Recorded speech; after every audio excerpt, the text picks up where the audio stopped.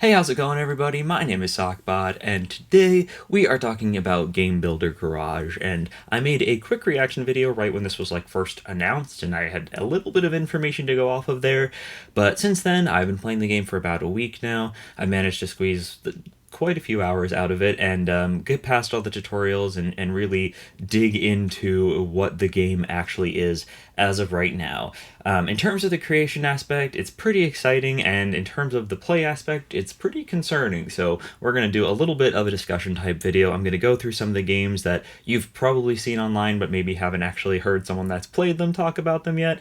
But I'll be talking about them, and I'll be talking about all of the creators therein too, so those will all be linked throughout the video. But if you do enjoy this sort of video, if you like talking about creative video games, if you like, well, any of these sorts of games, because I talk about all of them, feel free to leave a like down below and subscribe if you want to see more, but no pressure, as always. So to start off, we're going to just kind of give a general overview of where I am in the creation aspect, and then I'll be going through some individual dreams to really talk about how they've panned out, or did I really just call them dreams? Individual games that I've seen online, mostly through Twitter, just to see how they're doing, what's impressive about them, and kind of what I can see in terms of where this game is going, because I feel like with our experience, that the general community around Little Big Planet and Dreams, we can kind of make predictions based on what we're seeing as to what kind of game this is going to end up being that the whole community is such a big important aspect of this.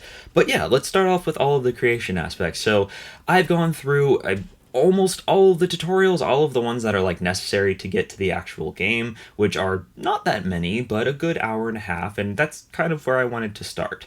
The tutorials are super, super impressive. There's more a personality within these tutorials than honestly Dreams has in a lot of different aspects of the entire game. Now, I'm not going to say it matches the level of Little Big Planet, because that has a whole story mode to play through and get personality for characters and side characters and just the game as a whole, and does really blend in with all of the levels within that game too, especially in the earlier games. But specifically for Game Builder Garage, I gotta say that they really nailed the tutorials, and they nailed the design of all the characters. It feels very polished, and it feels very Nintendo too, which is really cool. And I think that that's something that this game has that no other game like this is going to have, unless it's made by Nintendo, obviously with the exception of Mario Maker. But I will say that this does something even more impressive than Mario Maker, in the sense that it doesn't take a pre-existing personality and kind of put it into the create tools and the UI and the characters in the game in general. This does something totally different and totally new, and all of the personalities are really cool. Each tool that you see during the creation tutorials have different personalities that kind of match the type of tool it is. Like one of the launchers has kind of an angry, aggressive personality, which sort of makes sense for something that's launching hazards at players, right? And all of the characters are super sociable and excited, and even the timer is an old timer dude that is there specifically to say things like, "Oh, back in my day," or "I wish I had the time to do that," and all of those grandpa things, which I just thought was so cute and so sweet to put in something that is just tutorials. And I think that because a lot of effort went into that, maybe that's where we can kind of get into the more negative part of this section, which has to do with the community, or almost complete lack thereof. Now, to start off, this game does not let you search or browse other people's creations at all. And for a game with no story mode and no other way to play it other than to create yourself, that's pretty shocking. And during the previews, I know that we were sort of talking there's got to be a way to share creations online. It'd be ridiculous if there wasn't. And there is, and it's nice. It's through what are essentially shorter friend codes. I think they're 10 digits instead of 16 or whatever. So it's a little bit easier, but it's still a mess. And I'm gonna be pretty explicit here. What are you thinking, Nintendo? You had a whole system set up for Mario Maker and Mario Maker 2, and got to watch all of the crazy backlash over all of the, frankly, laziness that went into the lack of systems within that game, and you fixed so much of it. Even the online play is like decent now, and yet none of those systems were brought over to this game. And like, I realize that they're different development groups, and it's not, it shouldn't be expected that everything from one game is going to be in the other. They're different series, but it's still Nintendo, and I'm expecting a certain level of polish from them to begin with, because that's, I mean, that's what we get from them when we have like lower quality systems that can't quite push hardware limits like other systems do. But we know that the games are always going to be really polished, and to see something in one of their games that was actually one of their less polished games that they improved upon, not in this one at all, and kind of see this game coming out years later and having so many of the same problems is a little bit baffling to me. And if you've been on my channel before, you know I am super positive about games in general, so that was a pretty shocking moment to me. But I gotta say that even if that is a mess right now, that can be changed. And the more important part here, I mean, that is very important, and I think it's probably equally as important, but one of the equally as important parts is the mess of people on Twitter right now actually posting codes and posting games and kind of making up for the lack of a launch for this game. And I think that that's awesome to see. It's really cool that I was able to just search the hashtag on Twitter and find a number of actually really well done games, and a few silly ones that were very fun to play anyways. And I think that it's good that that community exists, and also kind of surprising. I was going to make a video on this, but not quite this soon, because I was just kind of pushing this game to the side for now and focusing on normal content. But I actually saw Spawnwave talking a lot about Game Builder Garage and the impressive creations on there, and that's what made me go back to the game and start playing around a little bit sooner than I had planned to, and obviously led to this video being as intense as it is, because I was able to see all of that and get very excited, but also be slightly disappointed that the community itself is the only encouragement of a community that this game has, because it just does not exist within the game. And I gotta say, that's disappointing, but I don't want to spend too much time on negativity. So now I'm going to kind of shift from the creative section of things into like seeing some of the games, and then at the end we'll kind of come back around and I'll give you my final thoughts on the game. But starting off right here, I'm going to just pull up different games. You'll be able to see their friend codes. I just pulled up one now. You'll be able to see the creators and the names of the levels, so you could pull them up yourself. But the first one I pulled up was just kind of more of a tech demo to show something and kind of introduce me to what the internet is going to create within this game, because obviously there's going to be a lot of memes. So Toad here is hosting a prestigious event, and I gotta say, looking at this right on, obviously it looks a little silly, it looks a little janky, but I think that that's kind of what most of the games you're going to see on here are like.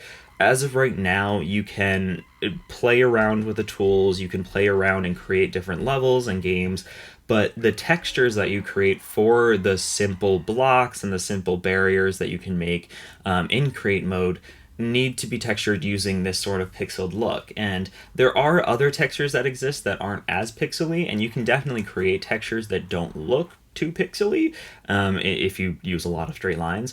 But I think that that's kind of where we're headed with this. It definitely has an aesthetic that's a little bit tough to break out of. But that aesthetic, at least in the majority of games, and I'm actually going to switch from that Toad one because we had enough of him yelling, over to the next one, which was a PT demo. And here you can see that just because there's a limit in the way to make textures doesn't necessarily mean there's a limit in the types of games you can make. And so when I was looking at a lot of the 2D games, especially some that we'll look at in a second, I was surprised to see that a handful of those games use these pixely textures, but with the lighting effects and with like the modern hardware and shading and textures, like general textures, not the ones that were user created that you see around the characters in this game. I gotta say, it looks a lot like Octopath Traveler in a good way. And yes, I know that it's still just really simple, nothing like super fancy in terms of actual textures, like they are still pixel art, but the ones around them, especially in the Sonic level that we're looking at now, I gotta say that these platforms look exactly like the ones that you would see in a normal Sonic game. And yeah, the character model of him is a 2D sprite, and so are a lot of the rings around it, the flowers, the trees. But somehow it kind of works. That being said, the controls in this game were a mess. I don't know who decided to make left and right the turn. Like, I don't know if this is Nightfire for the GameCube or PS2, but please just use the right stick for camera controls. We're at that point now. It's okay to do that for even for platformers, but I can't hate on it too much because this was actually a really pretty game and very impressive. And I think that's kind of, I'm gonna switch over to another game here, but I think that's kind of the general rule for most of these games is right now we're just seeing a lot of demos. We're seeing a lot of technically impressive things, but I think that even with that, we're seeing what this game is capable of. And I think that a lot of people, when Little Big Planet came out, were thinking the same thing. Like, how far can people go with this? And constantly in games like this, in Dreams and Little Big Planet, and every subsequent Little Big Planet game, we are always baffled by the things that creators can make. So this isn't like a new experience for me personally, but I do like that with this Doom demo that you're seeing now, we're able to kind of have these creators that like blow away the news wave of the world or the G4 of the world and kind of get people talking about the game. And it kind of sucks because I know that eventually like people will move on and not be talking about this as news as much, which is disappointing for me who will play these games for a very long time. And I know a lot of you out there who follow this channel for games like this. And to see like games that have the sort of unlimited content fall by the wayside is kind of sad to watch sometimes. But I will say, initially at least, I'm happy to see people talking about it. And with this game in particular, you'll notice that the textures on the gun, the textures on the ground, nothing is pixely, and that's pretty impressive as far as I'm concerned. But I will say that the reason for that, and you can see if you actually go into the create mode of this, a lot of the different objects are just made with simple colors and simple different effects on them. It's nothing too fancy, I guess. And if you wanted to get more particular with character designs, like the enemies in this game, if you wanted them to look like Doom enemies, I think you would have to go for something that's a little more pixely. And again, can that work for a first-person shooter? Yeah, definitely. And a first-person shooter is running fantastically on this. It's just a matter of, can this intrigue everybody? I don't know. And I think with Little Big Planet, we love the aesthetic there here on this channel. I mean, maybe you didn't, I did, and so I'm going to say wait, but I love the aesthetic of that, and I actually really do like the aesthetic of this, even with the simple characters. I think it gives it a baseline, but kind of like we talked about in Dreams, Dreams has one of the least intrusive aesthetics to start with, but the more that you create in that game, and the more that you kind of immerse yourself in the community, you realize that a lot of the games do look a little bit samey, and I think that in the way that it's hard to escape that aesthetic fully, even with the minimal aesthetic that it has, that's what I see kind of happening here. The good news is the aesthetic is a pretty broad one in terms of pixel art, and I think that people can do a lot with that. And although I'm obviously excited to see all these 3D games in here, I think I'm a little bit more excited to see people that take this and go full 2D with it and really work their butts off on some of these sprites. But then we come into the whole like conclusion section of this video where I gotta say, for those people, is it worth it? Like, is it going to be worth it to spend all this time in Game Builder Garage to create these games when there's like no leaderboards, there's no featured list, there's no browsing capabilities at all right now? And honestly, we don't know if we'll ever get those. And so I come to the conclusion where I have to sort of reassess what this game is and who should buy it. And if you are interested in creation tools and that's just something you like learning and doing, definitely buy it. You're going to have a blast. The creation tools are really interesting. They work really well. They're intuitive, and there's a surprising amount of depth to them too.